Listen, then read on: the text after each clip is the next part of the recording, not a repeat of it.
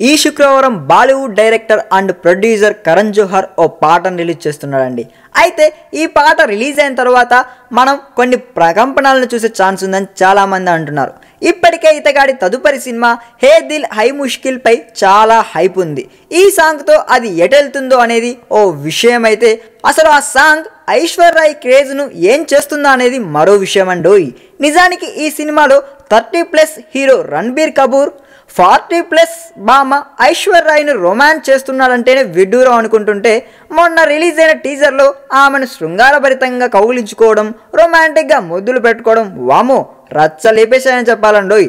ఈ శుక్రవారం ఈ ఇద్దరి లవ్ ట్రాక్ సంబంధించిన బుల్లయ్య అనే పాట ఒకటి విడుదలవుతుంది.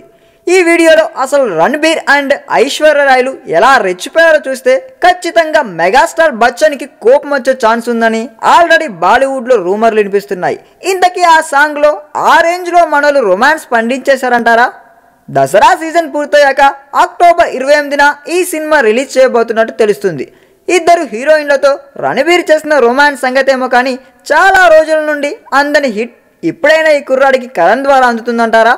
చూడాలి మరి వాళ్ళిద్దరూ ఆ రేంజ్లో రొమాన్స్ చేశారా లేదా అన్న విషయం సాంగ్ వచ్చేంత వరకు వెయిట్ చేయాల్సిందే కదండి.